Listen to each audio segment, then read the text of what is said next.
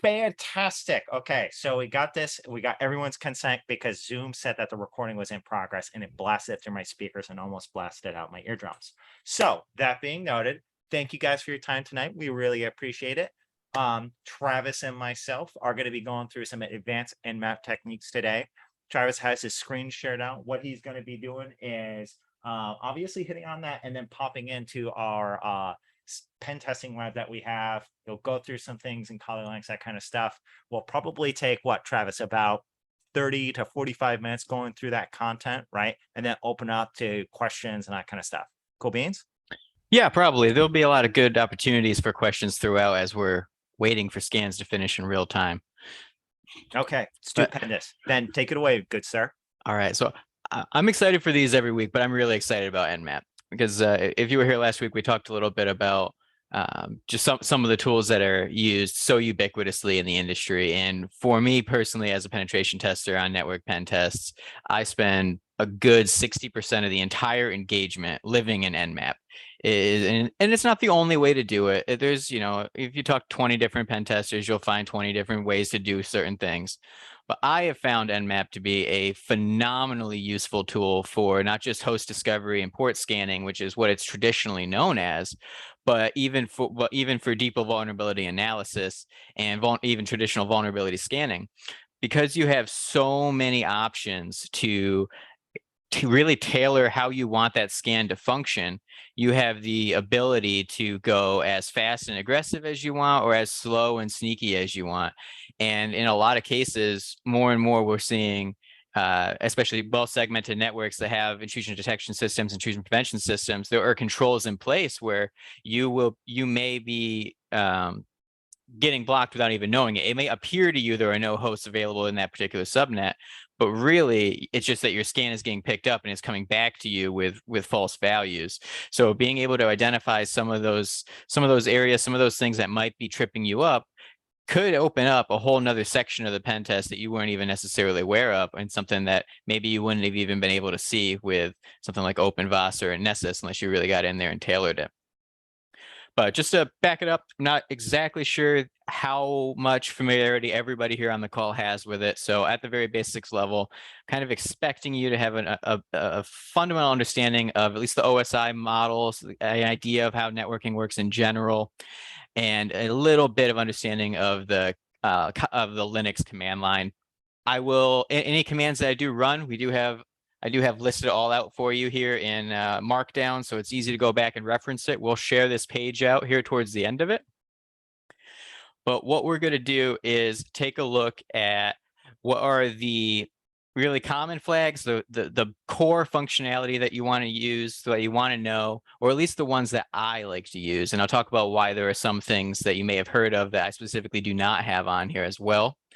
We're also going to talk about how people often get caught and why that matters.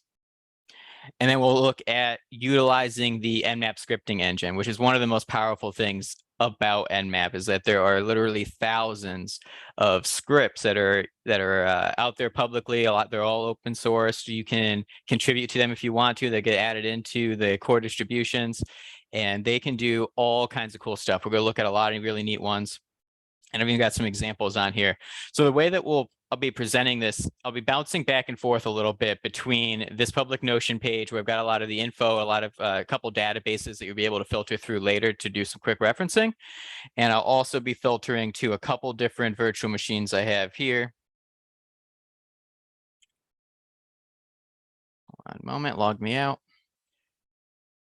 So that we can look at a little bit of it in real time as well. So just to start off here, in a basic Kali instance, most of the time when we actually do our pen testing, we're doing it from a Windows 10 box. And then if I need Kali for something specific, I'll use a hypervisor or a VirtualBox image of it for just that thing. And then I'll typically end up going back to Windows. NMAP works just as good in Windows as it does in Linux, with the exception of one specific flag, which we'll talk about a little bit later. Word to the wise, though, if you are someone who likes to use Windows Subsystem for Linux, WSL, doesn't work. It might tell you it's not working, but it doesn't work. Not with NMAP. It will give you results, but take those with a fine grain of salt and run it on Windows instead. But on native or on a virtual machine of it, perfectly fine, totally normal. So to get a basic info from it right off the bat, you can, just like any of the other tools, you can open up the manual for NMAP here in the command line. Oops. Live typing. And you get this big, long 40-page manual of documentation. What I specifically did not want to do tonight is scroll through what is essentially this developer's 180-page manifesto of how this 20-year-old port scanner works. But it is there if you do need to reference it. It's also on nmap.org, and nmap, of course, is free to download and free to install. Alternatively to this gargantuan of documentation, you can also just open up the help menu and get a much smaller, more concise version of it with a little bit of a quick reference on there. But I have my own version of that with the flags that I actually use on here. That should be a little bit easier for you because I've organized them into host discovery, vulnerability scanning, and then some items that are just quality of life to help you as you're doing these pen tests going forward and getting that information. So just clear that out.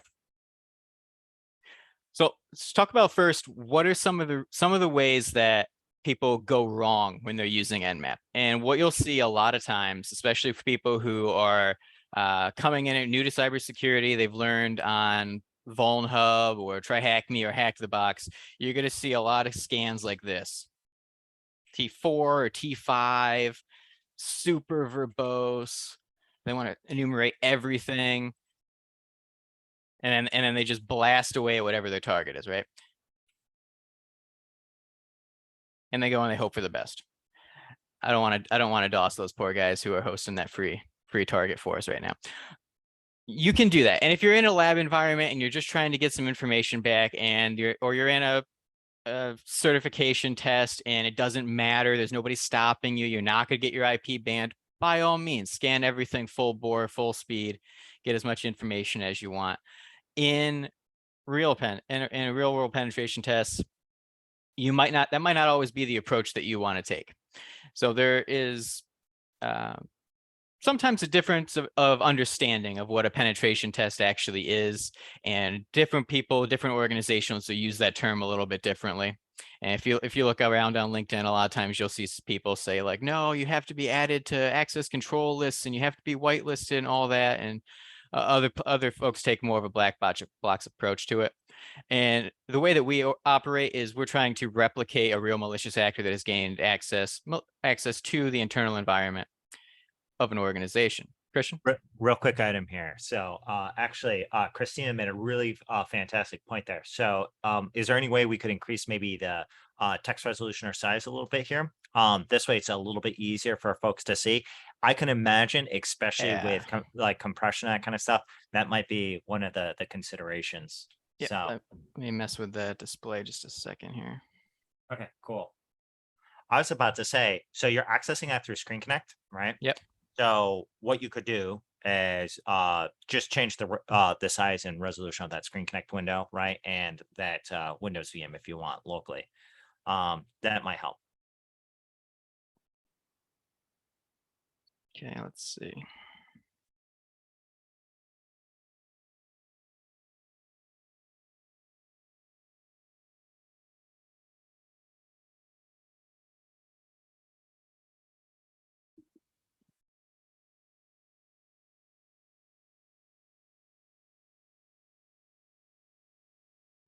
You can maybe do it out of the Kali terminal as well. Yeah. The thing is, he might jump between a couple different things. Here, you want me to hit it up on this this box here real quick? Yeah, see if you can adjust that. Sure. Looking for the option there.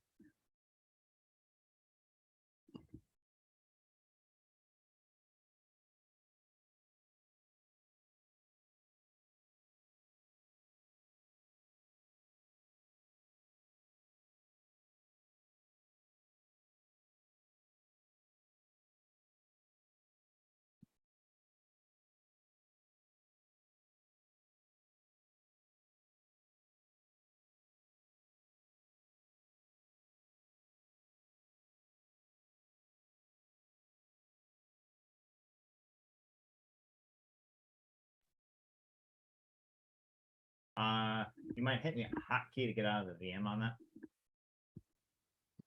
For some reason, I'm not able to interface with this while you're using it, Screen Connect. All right.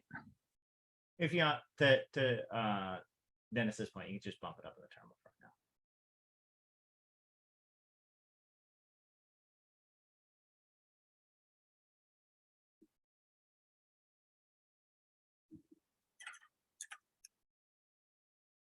Better? More? That's Looks looking good. solid. Looking better? Yeah, looks good Okay. to me. Sorry about that, everybody. So as I was saying, the way that we approach penetration tests, we typically will come at them from a black box perspective, meaning we aren't provided a lot of information. We're not added onto any allow lists, any white lists, or anything like that. We have remote access to that particular box, and that's it. And that's basically simulating a workstation that had been compromised, or somebody had walked in there and plugged something into an Ethernet port. That's about it. So one of the things that's important, and one of the things that can be a little bit different than people are expecting, especially when they're coming from things like Try Hack Me rooms, is that oftentimes the client's security operations center, their SOC, may not be aware a penetration test is going on, because the client actually wants to kick their tires on their detection capabilities and on their incident response process. So one of the things that we try to do while we're doing when we're doing our engagement, just like a real malicious actor would do, is not get detected doing our scanning, doing our enumeration, doing our exploitation. Because they will try to contain us, and so it's a little bit on the side of red teaming, but it often provides a lot of really great insight, and then we can help provide them guidance into how to tune their detection capabilities a little bit more. So the ways that you'll easily get picked up all the time is scanning it just too fast. So you have the scanning flag, which is T, and then between 0 and 6. 0 is like absolutely a snail's pace. It's going to take you all weekend to do anything. And then 5 is full bore, a lot like mass scan, not quite as fast as mass scan, but it's very, very, very aggressive. The louder it is, the easier it's going to be to pick up. So as a default, NMAP is T3, right? That's the normal. I think they actually call it aggressive. That's the normal speed. I find that you will avoid detection a lot by just dropping that down to T2. It's actually a dramatic drop in speed, but it makes a big difference in terms of being picked up. If you drop it more than that, you better have a long time to wait for these scan results to come back. T1 is a huge difference in how long it takes versus T2. You can also delay things a little bit more and a little bit more fine-tuned by adding a delay in between each host that gets scanned. So instead of it just going 1 to 1, boom, boom, boom, boom, boom, boom, boom, you can add a couple of seconds delay, and you can even add a jitter onto that so that it varies that up just a little bit more. And adding that little extra step of variance can make a big difference as well. The next thing that you'll see a lot of times people will get messed up on is that they don't add much, or they don't add enough obfuscation onto their scans. A lot of the older books, like like Security Plus content and old CEH content, will tell you just to do a stealth scan, right? A dash little s, capital S. That's a default. That's the default scan in NMAP. It's been the default scan for years. If you just run an NMAP scan and then you press status, you press S, and I'll show you guys that, it's going to tell you that it's stealth scanning. And what all that means is that in the three-way handshake, it's going SYN, ACK, and it's not going to send that last acknowledgement back. That's it. Because it's a default, and because it's been a default for so long, security systems are aware of that. They know about NMAP. NMAP's not new. So it's not enough. It's not going to be enough. And we're going to look at a lot of other things that you can do to really add a lot more obfuscation on it. Keep in mind, the more you obfuscate, the longer the scan is going to take. So be aware of that. And the other way that you're going to get picked up a lot is scanning the gateway. On most /24s, it's going to be either the .1 or the .255. Just don't do it. Those things are made to pick up that kind of traffic. If anything is going to get that notification, and we see this all the time when alerts come in from our clients, because when they detect our activity, they'll send us alerts, and we'll actually feature that in our pen testing report. So we kind of get that insight as to what we did to get picked up and when, and on what host. And it really cut down dramatically when we stopped scanning whole /24s, and instead we scanned a range from 2 to 254. It makes a difference. So let's take a look at some of these flags, and then we'll pop into the terminal and we'll do a couple of examples, and you can kind of see the differences and see a couple good tricks. So the -SV, excuse me. First, actually, let me show you just what the base scan looks like if someone is totally unaware of it. If we just do NMAP on scanme.nmap.com, which anybody can scan, that's what it's for, it will just give you the ports back. And as a default, this is running on T3. This is running as a stealth scan. If you press anything on the keyboard, other than Control-C, which will kill it, it'll give you the status. It'll give you a little estimate of how much it's done. It'll give you an idea of how long is left and tell you what step that it's on. So here's the output that you get. For whatever reason, this is not letting me scroll in this terminal now. Okay. Bizarre. So you get the ports, you get to see, is it open, filtered, closed, filtered. NMAP's documentation will lead you to believe that there's something listening there, but there's a firewall in the way. That's not always what it means. It just means NMAP couldn't confirm one way or the other. Don't look at filtered as you've just been given information. It doesn't necessarily mean anything. And then it tells you the service. Well, we can get a lot more information on that by adding a couple more flags to either do service versioning, or we can do -A for all, meaning operating system and service and all that. So what we do, if we just add the simple flag for service versioning, and we scan the same thing, it will take just a little bit longer.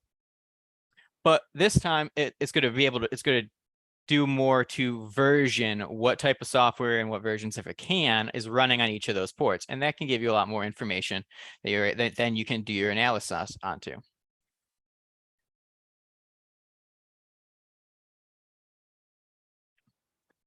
So you're down here, you can see that now it's got figured out what version of OpenSSH it is, what version of Apache it is. So now you can get somewhere. Now you can start making a little bit of progress. Doing the all will also include things for operating system detection. It does an okay job. A lot of with the operating system detection one of the things that it actually is doing an ICMP ping first. And then based on the TTL that comes back, it actually can tell you what the operating system is. And then it's basically assessing what deeper information you can glean based on the ports and services that are open and what's installed on it. So it's not it's not a super complex thing. It's usually fairly right. Like it'll be able to tell you if it's Windows or Linux and all that. It won't necessarily be able to give you the exact kernel or anything like that. It's not it's not a substitute for something with more depth like that. Next thing is you can add verbosity with a lowercase v. That just adds more detail to the scan that comes back. Now, you can do it up to 3 times. I've never needed to do 3 times. I don't ever do 2 times. It takes forever. It makes the output just massive. And more often than not, 1 count of verbosity is going to be able to help you out and make the difference. It won't take nearly as long. Now, the -P, you can specify the ports. So as a default, this is how NMAP works. If you just run an NMAP, it is going to first do an ICMP ping to see if the host is alive. It is then going to do an ARP ping to see if the host is alive. It will then do a TCP port connection on the top 1,000 ports. That's not 1 to 1,000. That's the top 1,000 most common ports. So there's a difference there. But you can turn all that stuff off. If you don't want any of those things to happen, you can adjust that, which is what makes NMAP so cool. So if I don't want to scan every single port, I can specify -P, and then I can just do a comma separated. I can say -P 80, 443, 80, 80, 47, 86, whatever I want.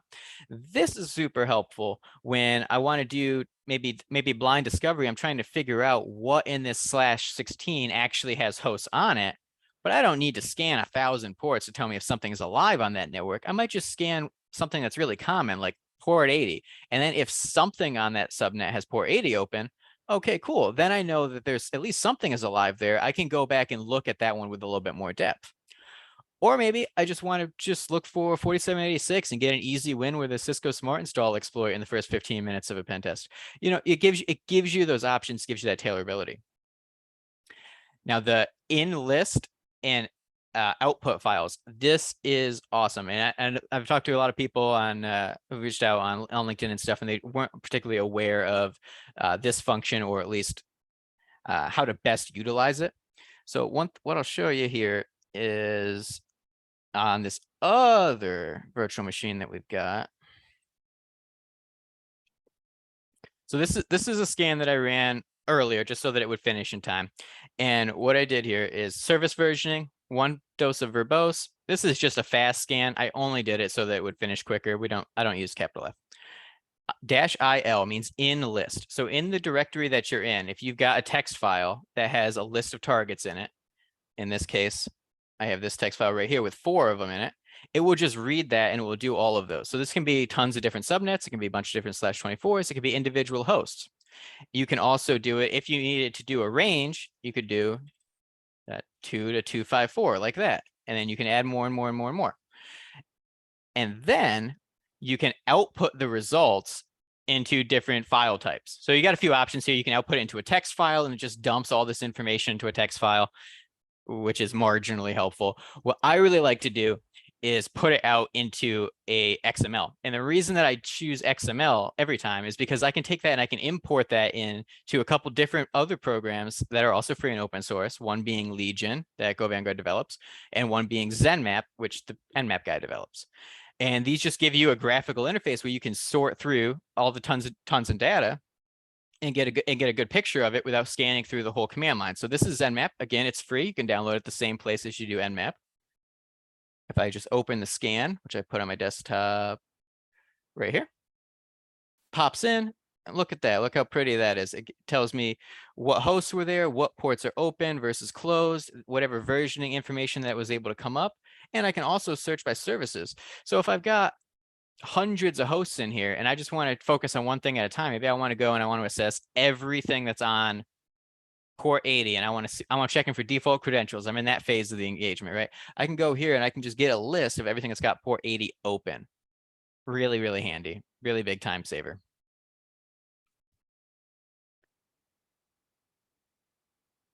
Now the -open, this is another really good quality of life one in addition to the list. When we looked at that other scan, remember there were some that came up open, there was some that came up filtered, and then there was some that came up closed.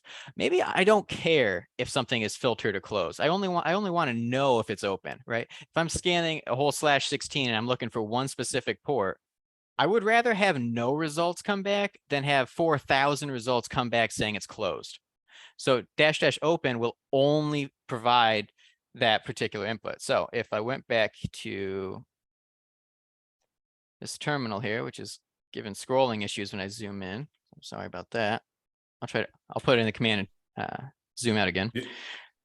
I would try clearing it, actually, Travis. Just clear and then you should zoom back in. Yeah, good move. So if I'm looking for just port 80 and I only care if it's open, right? And then I do like govanguard.com. It just gives me that. If I don't do that and I give it a port that I know is not open,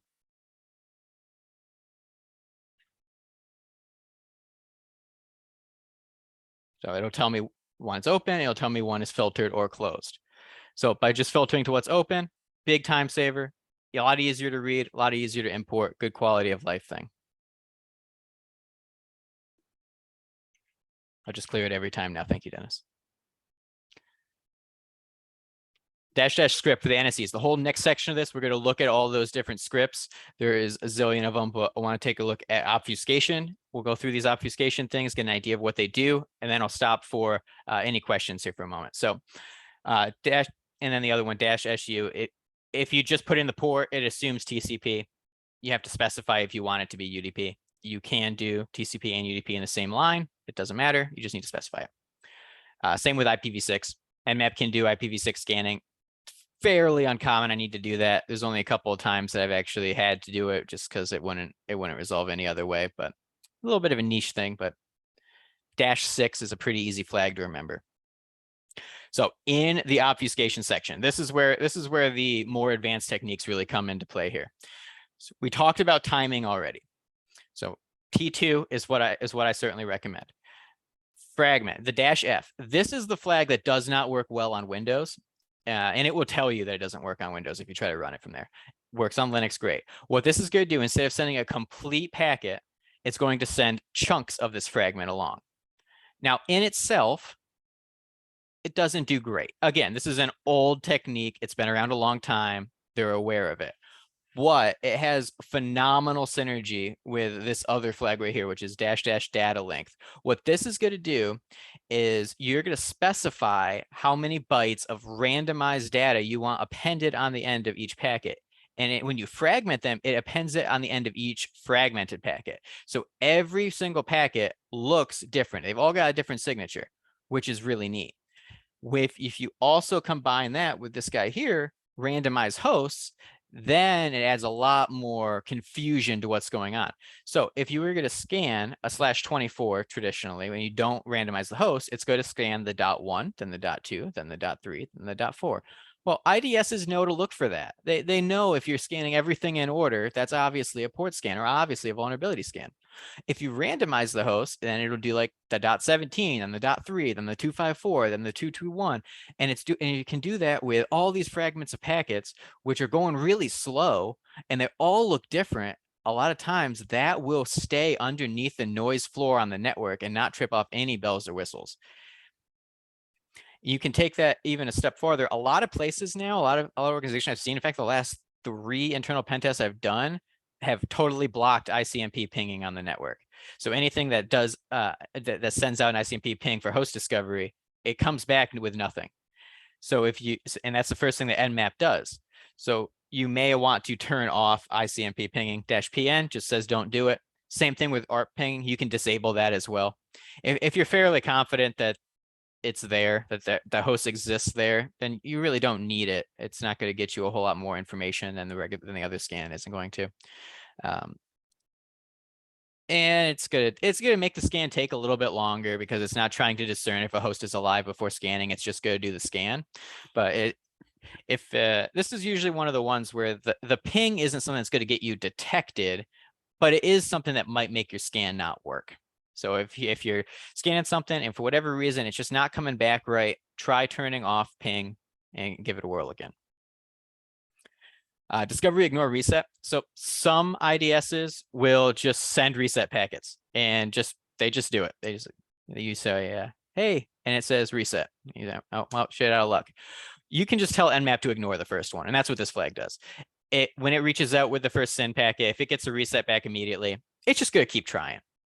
And then it will eventually move on. And when I say eventually move on, that's where you want to tie that in with some other steps on here, because you don't want it to linger in one spot doing nothing for too long. That's how you end up with scans taking 30 hours. That's not what anybody wants.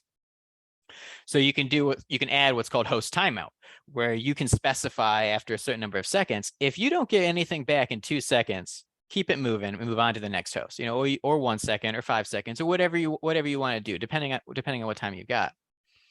You can also specify the maximum number of retries. So NMAP, and this is an unbelievable default, as a baseline, it will try to scan a host 10 times before it acknowledges that it's just not there and moves on. That's just a lot of extra noise. It's a lot of extra time. You can specify max retries down to like 2 without losing any real integrity of the data that's coming back. You don't need to worry about that. So, and then you can add a scan delay onto it as well. And what that was we talked about that in the timing a little bit. That just adds a little bit of a delay in between all of the different hosts that are being scanned. So what would that look like in the terminal? We'll type one out here and I'll zoom in for this here. So I'm gonna have to be sudo for this one. Okay. So if I was gonna scan a /24, we'll say, and I want to do it really sneaky, I want to be pretty damn sure it is not going to get detected and I've got a couple hours to wait. Maybe this is one that you launch at the end of the day, you come back in the morning, and then you can analyze your results. This is the approach. Nmap-SV-V. I always do that. It's going to get the operating system anyway. A just takes a lot longer. Okay, if I've got a whole bunch of specific ports I want to look for, I'll put that in. If not, the default is usually fine. And oh, by the way, guys, the order you put these flags in does not matter. It doesn't matter where you put stuff. It will just work. All right, so we're going to do data length 5. So I'm going to append 5 bits of random data to every packet. I'm going to fragment the packets. I'm going to randomize the hosts. I'm going to set max retries to 2 and host timeout to 5 seconds. And then I'll set my timing at T2 in the list, my targets list, or the subnet if that's what you've got. Output to an XML file with the X command.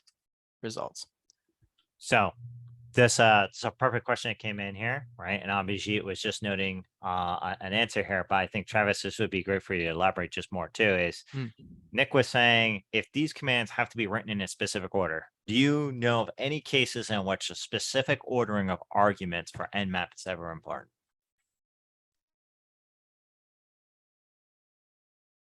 I can't think of one. Only when the argument's being followed by basically the parameter of like a particular file or something like that. That you like when it goes from pink to white here, this is obviously dependent on what's right before it. Yeah. But yeah, if I mixed up and I did data length right here at the end and I put timeout in the beginning, it's not it's not order dependent. That I have never seen an issue where the order has messed up one of my scans before. But that's a great question. Perfect. Awesome. Thank you. Any other questions before we start looking at the NSE scripts?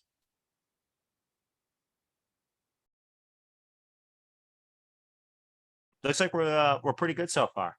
Okay. Thanks, man. All right, cool. So for these scripts, this is the beauty of Nmap, and I have a link in here to the page there where you can get all the information about how to submit them and how it goes through and what the criteria is and all of that. But when it comes down to it, in Nmap, and this is in the Kali and the Windows version, no different. Let me just get rid of all this. There are tons, and I mean tons, of scripts that have been made over many, many years that can do all sorts of stuff. So if we just wanted to list it out where Nmap lives, user share Nmap.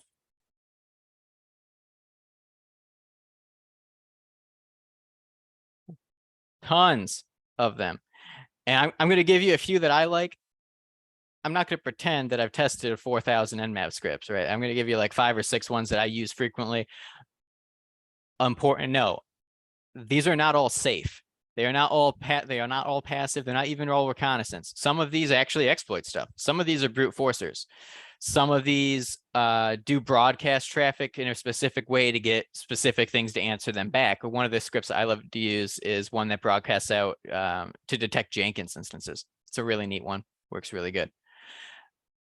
The instances where they're brute forcing things, I don't really touch those. That's not something that that we want to do. Use it at your own risk. Check out these. You can obviously cat on any of them, and they all pretty much work the same way and how you want to call it. And there's also categories, which we'll talk about as well. But if you, let me clear this.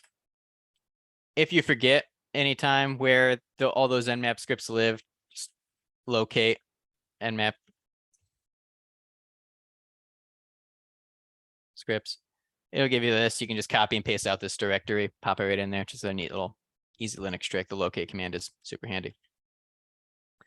So if we take a look over here to Notion, got the instructions here again on that, so you don't have to memorize it. You can modify them if you need to. You can also pull more off of GitHub that aren't necessarily defaults and add those in. One of them that I use very frequently that is not a default yet, I suspect it will be in the future, is this really neat one that versions on-prem Microsoft Exchange. It gets you the patch and the build number. There's been a lot of old vulnerabilities associated to old on-prem Office Exchange servers, so it's a nice thing to check on, and this is a very, very easy and reliable way to do that. And just some instructions on doing that. All you have to do to actually run any of these particular scripts is -- script, and then you can do =, or you can do just the space and write the name of the script in it. Sometimes the =, seems to be required. I haven't really toned down on which ones seem to require that, but try the =. If it doesn't work, it gives you an error message. Just remove the =. Some of them are a little finicky like that. And otherwise, it's the same thing. It's the same thing as any other flag, meaning when you do all of these scripts, you can add in all of those other methods of adjusting the verbosity, adjusting the timing, adjusting the obfuscation to really hone in and really fine tune what it is that you're trying to do. And here are a few of them that I really, really like, and we'll talk about them briefly, and then I'll show you guys the vulners one that is really neat to do vulnerability scanning with NMAP. The SMB security modes, this is a really great one. I've got got little tips on when you would use it right here. A very easy thing when you're on the internal environment. One of the first things that you usually do is pop open Wireshark and you take a look for something easy on, layer 2 vulnerabilities like NetBIOS traffic.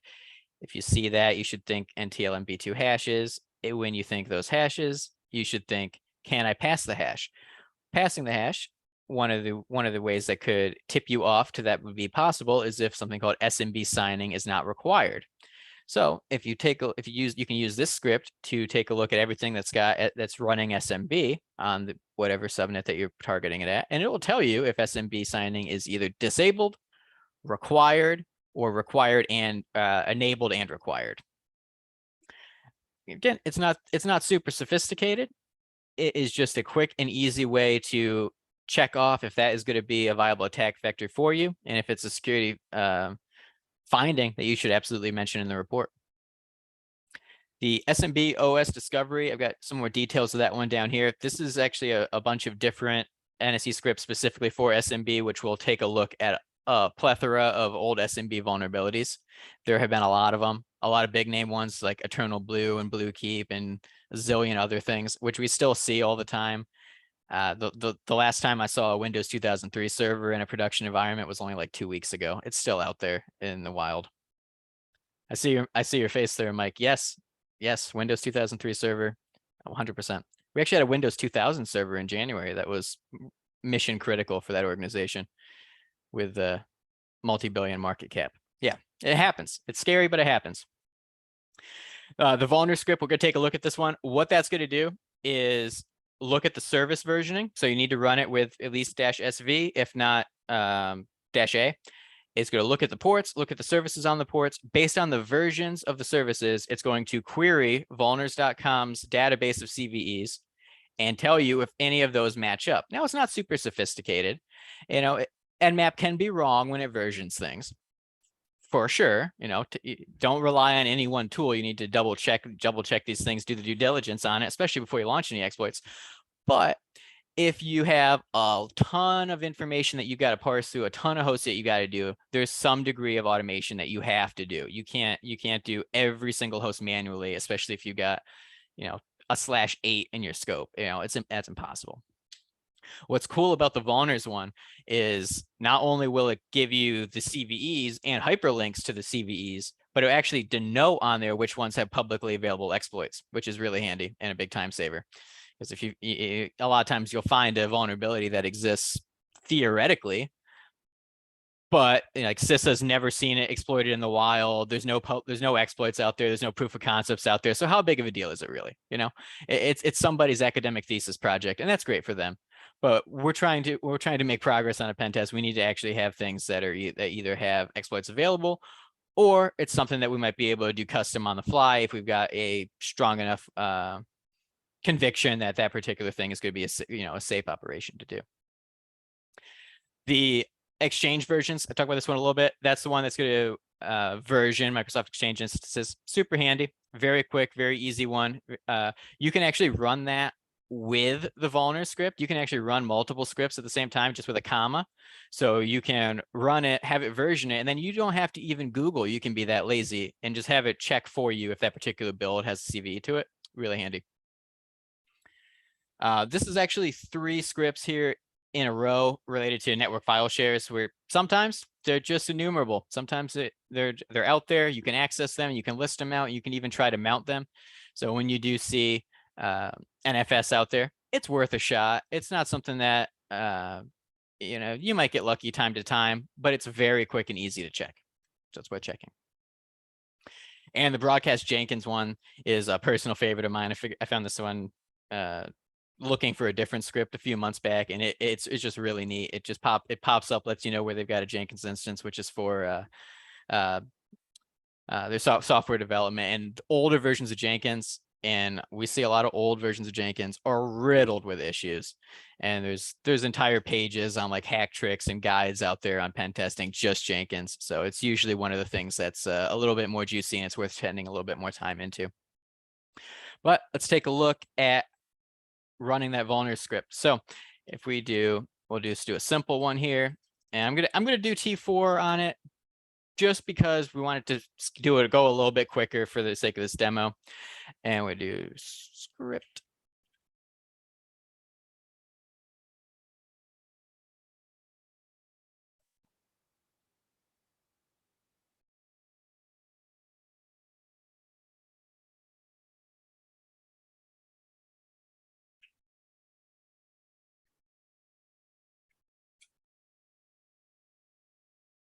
Oops.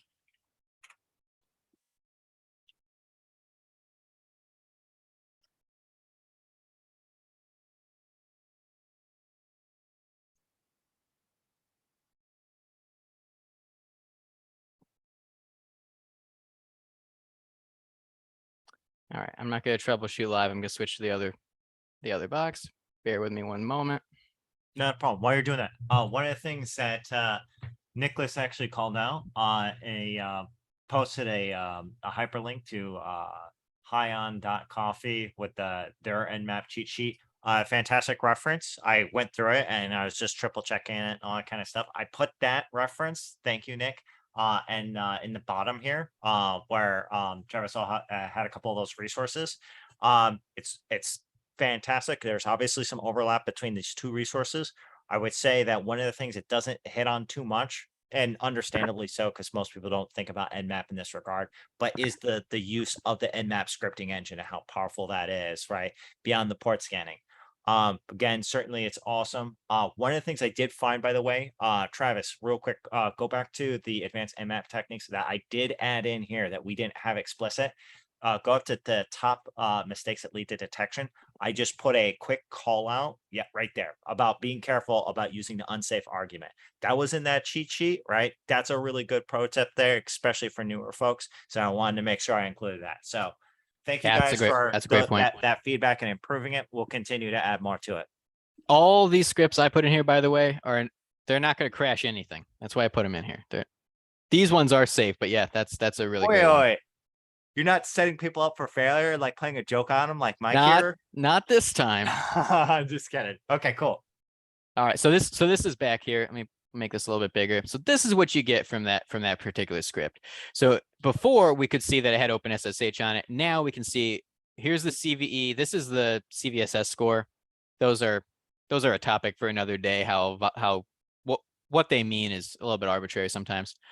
It also gives you the hyperlink to their website. There's often other ones that are also pretty good out there, but it gives you the info. And then down here, you can actually see a couple of them are denoted that there are exploits available for those particular vulnerabilities. So it might be worth it if you're taking a look at a particularly juicy system. You would not necessarily want to do this for everything, but if you see something that's got a lot of weird ports and services open or versions, and you see like, I don't know, SMBv1, worth a shot. Take a look, see what you get, and then you can go through and you can just dig in and research these vulnerabilities that actually have some exploits tied to it versus trying to eat your time doing all this stuff. I've compared this side by side with a default scan of OpenVAS. It is extremely similar. I don't know where OpenVAS pulls its status source from. I would suspect it is ExploitDB, NIST, CVE details, vulners, those public repositories that are pretty much ubiquitous.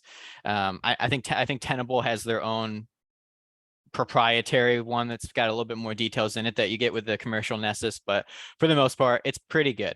It's pretty good. It's not everything. It's not perfect, and it's not as good as a commercial scanner. I'll tell you that right now. Nessus will find you more stuff. It will be easier to parse through, but it's pretty good.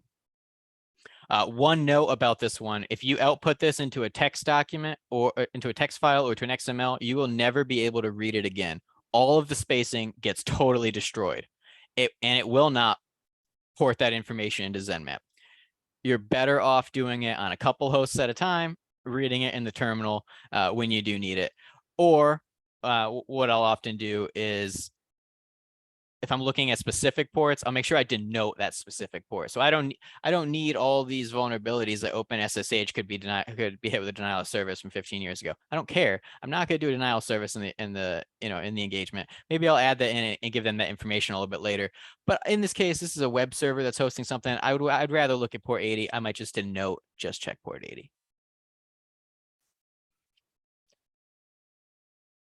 Moving on back here to here's an example of tying those together in a little bit of a more specific way. Like you're looking specifically for, in this case, SMB vulnerabilities. I'll show you a couple different ways to do it. So if you want to just take a look at what the scripts are there, you can just list it out like we did in the beginning in grep for SMB. It gives you the much shorter list as opposed to the big long one. It's just a handy little NMAP trick there. And then there's this really neat tool, which is NMAP OS discovery. So the discovery genre of NMAP scripts are reconnaissance purposes. They're not going to try to do any logins. They're not brute forcing anything. They are very specific in that function. And this one is actually a amalgam of a whole bunch of these other specific SMB scripts here. So you could do this one long command with all these tons of different scripts looking for everything from 17010, which is eternal blue, to SMB signing and everything there else. Or you could just do this one little smb.os discovery one. It will provide you the same information. I like that one a lot better. I just learned something new myself. Wow. Thinking smarter or working smarter rather than harder. I love that. Thanks, man. Sometimes it's hard to copy and paste into Hyper-V, and you just need to type a few sentences. Exactly. Thank you. There's also an SMB enumeration one. I find this one to be basically just a quicker version of that discovery one. It doesn't seem to get as verbose information. But if you were going to just look for these specific things across a much bigger scope, I would probably use the enum one first, see some hosts that look like they might be a little bit older, a little bit more outdated, have a little bit less love, and then use the discovery one to go a little bit deeper onto it. And right along with that, there's also a fantastic guide by a really cool dude named Carlos on hack tricks right here for pen testing SMB. So if you do find some interesting results that come out of this, feel free to check it out. And if you wanted a chance to try this particular script and you don't have access to a robust lab or anything like that, the Try Hack Me room called Blue is about exploiting eternal blue. This script will work. It will give you an idea. You can have a chance to get an idea of what that will work, what that will do. Thanks for calling out Carlos at Hacktricks. So I'm sure a lot of you guys are familiar with Hacktricks as a resource, that kind of stuff. Just to generally call out. So Carlos, he works on a lot of other great projects like WinPeas and all that kind of stuff. He's another big community person. Certainly take a look at his yeah, the Hack Trick site, and when you go down below, right, he has like a little merch store and you can get like plushies, that kind of stuff. It's a great way to support somebody, get them a beer and that kind of stuff for putting time and effort into building really fantastic content. I just want to call that out. Carlos, an awesome guy. Yeah, great guy. And my toddler really loves her Win Peas stuffed animal. So here's a couple of examples of scans. So if I'll just kind of wrap up this portion of it, then we'll go into just all questions. I'm just going to recap going one by one and explaining what each of these flags do, just in order here. So for the top, where the hell did my mouse go? It's gone. Here we go. Top one here. So service versioning, verbose. I'm scanning just these ports. So web server, web server, web server, web server, FTP, Telnet, SMTP. These are Java RMI, network file share, Cisco Smart Install. And then this is Jet Direct, which is a really fun thing to mess with people's printers with. You can do any ports you want. These are the ones that I like, just to get an initial lay of the land. When I find something that is interesting, then I'll scan it for more things that might be on odd ports that I'm not particularly familiar with. In list, specify my targets, output into an XML. Easy peasy, simple one. Next one here, this one's got a little bit more of the obfuscation. So we're going T2 to go slow. We're fragmenting the packets, appending 5 bytes of random data to each fragment, randomizing the order that it's being scanned in, noting that it can only try each host twice before it has to move on, and do not ping the target, and only tell me what ports are open. And we're specifying here specifically to avoid scanning the gateway. This one here, specifying these 2 ports for SMB. Don't ping, don't do ARP pings, ignore any resets, only show me what's open, randomize the hosts, go slow, obfuscate the data, only retry twice. If it's hung up or something doesn't exist, move on after 5 seconds, and then run the script to tell me if SMB signing is going to be enabled or not. So you can get really creative with these. You can tie a lot of stuff together in a lot of different ways, which is really fun. And the last one here, just for ease of copy and pasting. Again, this is Markdown. You can just hit copy here and paste into your own terminal. Service version, data length, and then the vulner script to do the vulnerability scanning. This is the output that you generally should expect to see. And then I've got a couple references here for you for more stuff. One of them, of course, being the NMAP website and their documentation, which I frequent. This is the actual NMAP guy's book. I forget his name. I think his screen name is like Theodore or something like that. Really neat guy. He's very active in the community still. He's been developing this for 20 years. He keeps up with versions of this book. It will go deeper than I will ever get into it. And it's full length if you got a long flight coming up or something like that. Check it out. And I did add one example of the NMAP cheat sheets, but we can add in, Christian, that other one that was in the chat as well. Oh yeah, no, I already popped it in there in real time, man. Is that what this is? Oh yeah, Bill O'Reilly style. We do it live here, okay, guys? All very good. Speaking of doing it live here, so obviously you put in a good question here, and there was a moment when I was not paying attention, whatnot. He said if he uses the -VV command versus -VV, does that generate more alerts in the SOC? Real Yes. quick here, Travis, you're the NMAP expert over myself here. So -VV versus -VV, the main difference is at the versioning intensity. Is that right? So it's adding verbosity to every aspect of it. So Okay. from my understanding of it is it's not just trying to get deeper onto the versions of the ports, but it's also getting good to get deeper onto the operating system too. So it's not going to send like one ping and then look at the TTL. It's going to send a shitload of them, and it's going to average the TTL. So it is much more noisy the more verbosity that you add. I was about to say, the more requests that are being more made for fingerprinting services, as well as operating system CPEs and versions, are likely to generate SOC alerts. But to be completely transparent, honest, I mean, we do a lot of pen testing against larger enterprises and organizations that can easily, afford basically whatever SIM and SOC team that they want, that kind of stuff. And still, a lot of times we can get fairly aggressive with NMAP scans and still not get detected. Likely that's not a limitation in their logging facilities. So you're in that process. If you do more fingerprinting, yes, you're going to be generating more traffic. But the thing is that a lot of SIMs and SOCs, what they're faced against is it's not their necessarily their logging facilities. It's taking that data and making it useful information and interpreting that as actual malicious behavior versus all the other noise. Or a lot of times it is interpreted as malicious behavior. There's some type of notification, but it's a low level notification still compared to all the other things that they get. And the SOC team just doesn't have the opportunity to clear through the stack of alerts and tasks that they have to really get down to that one in a timely fashion. That's what I tend to see in those types of environments. So likely I would play it off as, yeah, obviously starting a little bit less noisy at first. Usually in our pen testing engagements, the first like 2 or 3 days, right, we're almost like ninja silent, right? And then we start to dial up that noise and get more aggressive, right, with the fingerprinting. And we let the customer actually know, like, hey, we're purposely doing this. Like, let us know if you do get notifications.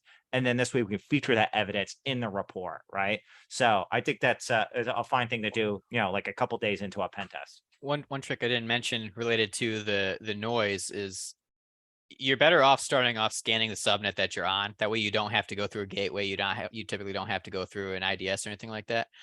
But one thing you can do is pop open Wireshark and get an idea of how much traffic is on that network. Then do a scan on a few hosts like that. And if Wireshark, as soon as you start that, lights up like a Christmas tree, you're probably going a little too hard and you want to dial it down to get under that noise floor again. You want it to be imperceptible. So we got a couple other really good questions here. What I'm going to do for everybody, by the way, now that we've reviewed all the content together, here's tonight's training content. You guys can keep referring back to this and looking at that kind of stuff. If you guys have suggestions on improving it, please don't hesitate to reach out to Travis and myself. We're always happy to do that. If you have a Notion account, by the way, you can sign up for one. You can actually add comments in it if you want to, right? It's a community resource that we intend on, keeping up to date and all that kind of stuff, right? Feel free to share it out with other folks on LinkedIn or what other resources you guys got, whatnot. So that being noted, just kind of going through here some of the other questions and items. So Cameron, you were noting about how handful is robots.txt. So robots.txt is a way for a website to essentially just say what directories and resources are allowed for robots to like crawl through versus which ones are disallowed, right? That being said, so it's supposed to be, for all intents and purposes, a public resource, a public piece of information. It could be a little helpful for people who are really, really bad at like web application development. They might list a ton of forbidden resources and things they don't want people to see in the disallow of the robots.txt file. But honestly, a lot of times, what I also see is developers that are a bit more tuned to things purposely putting false information also in the robots.txt to kind of throw you off as a red herring. So again, it's not a security vulnerability or anything like that. Could be a little bit helpful. Usually it doesn't take you to a lot of places, but every now and then look at those disallowed entries and just pop them and take a look at them. You might hit a honeypot every now and then if you see a ton of things that are too good to be true. That being noted, Abhijit, I believe you had a couple other questions. So ASIM, the book that's listed in our resource guide that I just posted below. So that's awesome. Follow-up question. We will be adding obfuscation to hide that to some extent. I know there was a talk about obfuscation with methods for a WAF. So real quick here. So NMAP, you could do a lot of fingerprinting of still like HTTP and HTTPS web services and that kind of stuff, and doing some level of enumeration beyond the basics, right? But in regards to web application firewall evasion and obfuscation, that's when you start to get into real web pen testing. Usually you're leveraging a tool like Burp Suite, in which you're proxying all your requests and all the responses through, right? So there are a lot of great WAF evasion techniques, right? A lot of them are kind of dependent on the specific WAF like manufacturer and the versioning and whatnot. But a great example would be like setting like a referrer like purposely when you have a request, changing the origin, right, ID of that request to be like 127.0.0.1, right? This way, the WAF actually thinks that's making a request to itself. That's a classic thing that was been done in the past that no modern WAF is usually going to fall like prey to. right? So hopefully that'll be a good piece of content for us to cover in the future is WAF evasion techniques, right? And how to kind of leverage that with some common solutions that we see out there. So WAF Woof is great for fingerprinting, right? One of the things I'll just note is that don't ever trust any singular tool. A lot of times, WAF Woof will say, hey, there's no WAF here, right? And then you got to use your critical thinking skills. There are a couple of obvious SQL injection attacks, right, and attempts at the server. And if you get a response back, right, it's usually it's going to be some type of 400 error, right? Not usually 500. WAFs don't really throw 500 errors. If you get a 500 error, that's usually the web service not being able to interpret the request and having a problem with it, right? But if you're getting some 400 error, then usually that's a WAF then blocking you. So there's been a lot of modern WAFs out there, like Cloudflare ones and whatnot, that are a bit more evasive. So got a couple other ones here. Do you have more challenges in cloud environment VPCs with the same environments at SCN? Great question. So actually I saw somebody post on LinkedIn just the other day talking about this. Cloud pen testing, right, versus traditional network pen testing. If someone wanted the most insight for cloud environments and infrastructure, usually you want to start leveraging some white box analysis tools in that process, right? Like tools like Scout Suite and that kind of stuff, which would then help enumerate. Basically, you generate an API key and then it enumerates all the AWS primitives or Azure primitives or GCP primitives to look for like overly permissible and open S3 buckets and that kind of stuff, right? That's going to be more helpful, right, and insightful. That's not to say that cloud pen testing from a black box perspective can't be done. It certainly can be, but the best example of that would be at a lot of engagements like Dennis and our team does, where we're doing mobile application pen testing or we're doing web app pen testing, right? And what we happen to see is that embedded in client-side code is an AWS API key, right? And then we pull that API key and then we'll use some tool like Paku, right, to enumerate, oh, wait, that API key, they only intended it for to have like read-only access to this little bucket, but it actually has all this access to the rest of the environment and we can start provisioning things, right? So that's an example of black box cloud pen testing. Is it more challenging? Hell yeah, it is. Because the fact of the matter is that you have all these different cloud providers. They're not necessarily, it's not like traditional network infrastructure. It's not like all agnostic for the most part, right? They're different types of primitives, how API keys are handled differently. There's a lot more obfuscation techniques, and even basic ciphering could be a little bit difficult to tell if there's like a key that was ciphered in a piece of client-side code. So usually when you get to cloud pen testing, you have to have not the skill set of regular network pen testing, but also being able to deal with web apps, mobile apps, and APIs, right? If you certainly don't have at least the two of the web and APIs, you're gonna have a challenging time doing a black box cloud pen test, right? So continuing on here. Travis, you already posted a feedback survey. I was gonna throw that in at the end, but you're awesome. Fantastic. I was just scrolling through the old messages because I wasn't actually looking at the messages the whole time I was going through it. It seems like everybody here is going to WGU or went to WGU or is planning on going there. I went there too. I did their master's in IT management program. Fun fact. It was good. It was good. So Dennis, you called out there, secret searcher, get you that will be getting for APIs. So there are, when you guys take a look at like GitHub and Go Vanguard on GitHub, so both Dennis here as well as my brother Shane have developed a couple of fantastic tools. I posted these on LinkedIn as well. Secret scanner, secret searcher, right? One's bash based, one's Python based, right? For just a stupidly simple way of looking for a lot of passwords, secrets, and API keys, right?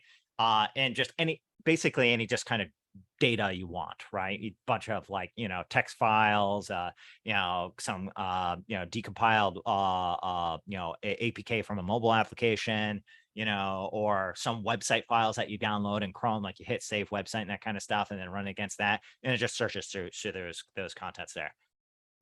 Dennis, did you want to elaborate more to secret scanner or secret searcher?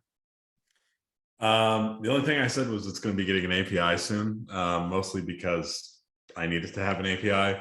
You never know what you need until you start using it. It's like, it could be useful, mostly for cases where we're working through stuff and we've got a bunch of files and we need to do, say, a recurrent task that's based on a unique identifier, getting a list of actual file names if they are random, depending on when we do it, definitely helpful. Mostly thinking for like APKs. If you're working with APKs continuously, you have a certain method that you need to patch or something like that. You don't always know what the name's going to be because of Java obfuscation or compression or whatever they want to call it. So yeah, no, it's going to get an API soon. That's all I was saying for that, for those tools. I don't think I have anything lined up for any other GitHub updates at the moment though. Okay, cool beans. Thanks, man. Nicole's calling out. So Western Governors University, right? That I got that right, Travis? Yeah, that's right. So they got tons of online stuff. Is that the It's primary? yeah, they're all online. Yeah, so it's Okay. it's a combination of I think like 16 or 17 different states, primarily in the Midwest, that got together to do a not for profit school. It's fully accredited and all that, primarily on like tech and business degrees. I think they have some nursing and education stuff as well there. But what makes them really neat, and why I chose it when I was in the service, is that you take one class at a time, which is cool, and then they tell you what your assignments are, what your expectations are, and however long it takes you to learn the material and prove that you understand the material, that's how long the class takes you. So if it takes you 2 weeks because you're already familiar with that stuff, the class takes you 2 weeks, and you pay by the term, not by the credit. So it's very inexpensive. I had a really good experience with it. People seem to really like it for cybersecurity stuff these days.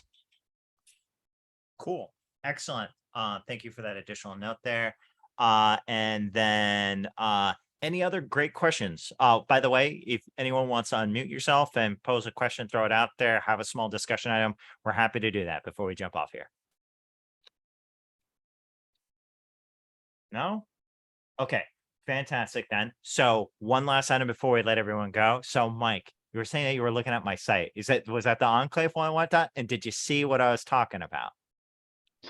I gotta be honest, Christian, after talking with you for a couple of days, I didn't click it. No, you didn't click it? Okay. I was about to say, so I set up this nice new website, all that kind of stuff, right? I got I got Cloudflare set up and I set up all my WAF rules and I was customizing it. The only thing I haven't done yet is the CSP, right? But one of the things that I'm particularly proud of, being a jokester, you know me, Mike, right?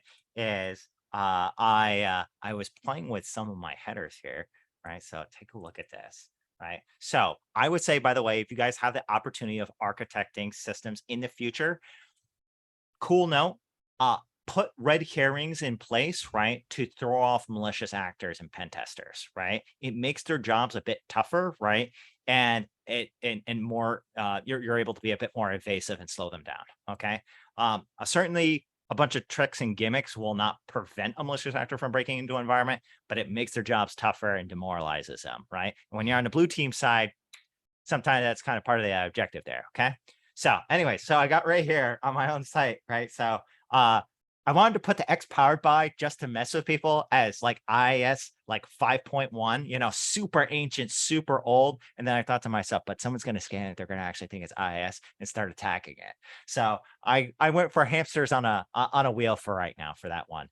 And then I just wanted to post, any security researchers that are looking at my site, whatnot, but the message of the day of, why are you looking at my headers, bro?